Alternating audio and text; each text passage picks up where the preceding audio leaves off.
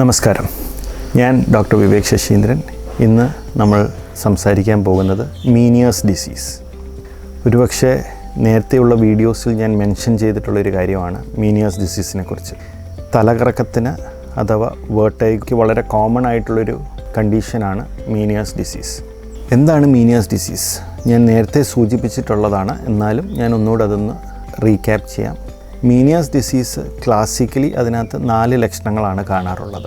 അതായത് പെട്ടെന്ന് അസഹനീയമായിട്ടുള്ള തലകറക്കം, സിവിയർ ആയിട്ടുള്ള വേർട്ടൈഗോ, അത് മിനിറ്റുകൾ തൊട്ട് മണിക്കൂറുകളോളം ലാസ്റ്റ് ചെയ്യാൻ പറ്റുന്നൊരു തലകറക്കമാണ്. അപ്പോൾ അതിനൊപ്പം ഛർദിൽ കാണാം.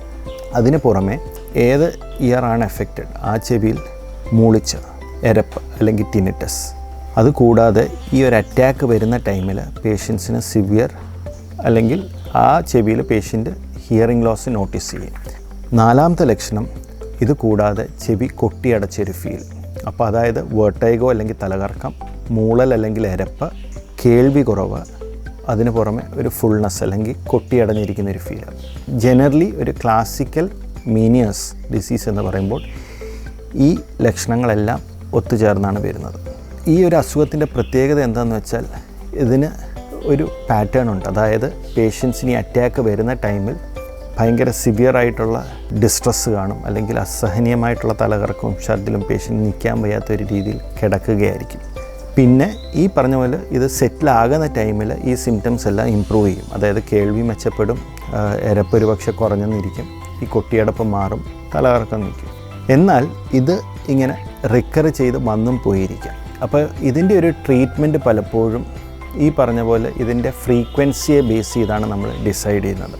ഒരു പേഷ്യൻറ്റിന് എത്ര ഫ്രീക്വൻ്റ് ആയിട്ട് അറ്റാക്സ് വരുന്നുണ്ട് അതിനെ ആശ്രയിച്ചാണ് നമ്മൾ ഇതിനകത്ത് ട്രീറ്റ്മെൻറ്റ് പ്ലാൻ ചെയ്യുന്നത്. അപ്പം യൂഷ്വലി ഒരു ഹിസ്റ്ററി, അതായത് ഈ പേഷ്യൻറ്റിൻ്റെ ലക്ഷണങ്ങൾ കേൾക്കുമ്പോൾ തന്നെ നമുക്ക് ഡയഗ്നോസ് ചെയ്യാൻ പറ്റുന്ന ഒരു കണ്ടീഷനാണ്. ഇതിനകത്ത് നമുക്ക് കൂടുതൽ ടെസ്റ്റുകളുടെ ഒന്നും ആവശ്യം സാധാരണ വരാറില്ല. എന്നാലും നമ്മൾ യൂഷ്വലി ഓഡിയോഗ്രാം അല്ലെങ്കിൽ ഹിയറിംഗ് ടെസ്റ്റ് ചെയ്യാറുണ്ട് ഈ പേഷ്യൻസിൽ. ഇതിനകത്ത് നമുക്ക് ഈ ഒരു ഡയഗ്നോസിസ് കിട്ടിയാൽ നമ്മുടെ first line medical line of management ആണ്. ഇൻ ജനറൽ നമ്മൾ ഈ പേഷ്യൻസിൻ്റെ അടുത്ത് പറഞ്ഞു കൊടുക്കുന്ന കുറച്ച് കാര്യങ്ങളുണ്ട്. അതായത് ഒരു ലൈഫ് സ്റ്റൈൽ മോഡിഫിക്കേഷൻ നമ്മൾ അഡ്വൈസ് ചെയ്യാറുണ്ട്. അതിന് പുറമെ ഫ്ലൂയിഡ് ഇൻടേക്ക് ഒരു ദിവസം ഒരു 8 ഗ്ലാസ് വെള്ളം വരെ കുടിക്കാം എന്നുള്ളൊരു കണക്ക് നമ്മൾ വെക്കാറുണ്ട്. 2 സോൾട്ട് ഇൻടേക്ക്, ഉപ്പിൻ്റെ അളവ് ആഹാരത്തിൽ കുറയ്ക്കാൻ പറയാറുണ്ട്.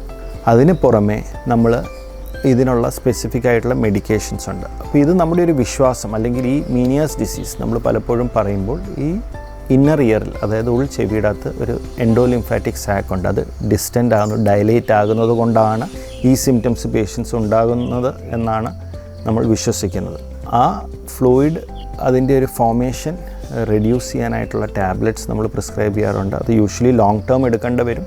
എന്നിട്ട് നമ്മൾ ഈ പേഷ്യൻസിൻ്റെ സിംറ്റംസ് മോണിറ്റർ ചെയ്യും. അതായത് ഈ പേഷ്യൻസിൻ്റെ അടുത്ത് നമ്മൾ യൂഷ്വലി ഒരു ചാർട്ട് മെയിൻറ്റെയിൻ ചെയ്യാൻ പറയും. ട്രീറ്റ്മെൻറ്റിന് മുന്നേ ആഴ്ചയിൽ എത്ര തവണ വരുന്നു അല്ലെങ്കിൽ മാസത്തിൽ എത്ര തവണ വരുന്നു എന്നുള്ളത് നോട്ട് ചെയ്ത് വെക്കാൻ പറയുന്നു. ട്രീറ്റ്മെൻറ്റ് സ്റ്റാർട്ട് ചെയ്തതിന് ശേഷം ഈ ഫ്രീക്വൻസി എങ്ങനെ ഉണ്ടെന്നുള്ളത് നമ്മൾ അസസ് ചെയ്യുന്നു.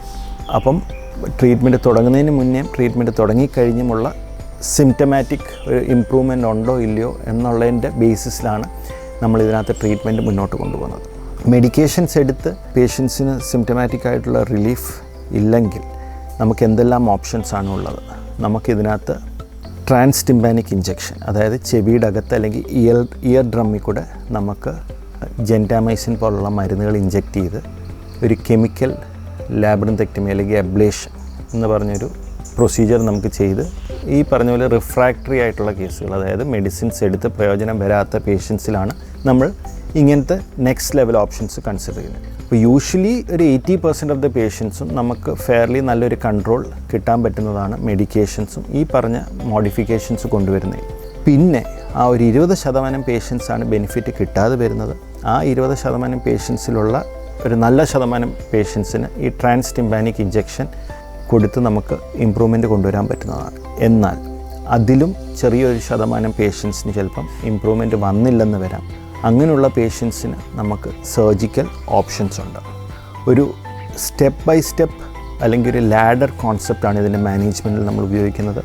അതായത് മാക്സിമലി നമ്മൾ മെഡിക്കലി ട്രീറ്റ് ചെയ്ത് നോക്കുക, അത് ഫെയിലായി കഴിഞ്ഞാൽ അടുത്തൊരു ലെവലിലോട്ട് പോവുക, അതും ഫെയിലായി കഴിഞ്ഞാൽ മാത്രമാണ് നമ്മൾ ലാസ്റ്റ് റിസോർട്ടായിട്ടുള്ള സർജിക്കൽ ഓപ്ഷൻസിലോട്ട് വന്നു. Surgical options പലതരമാണ്.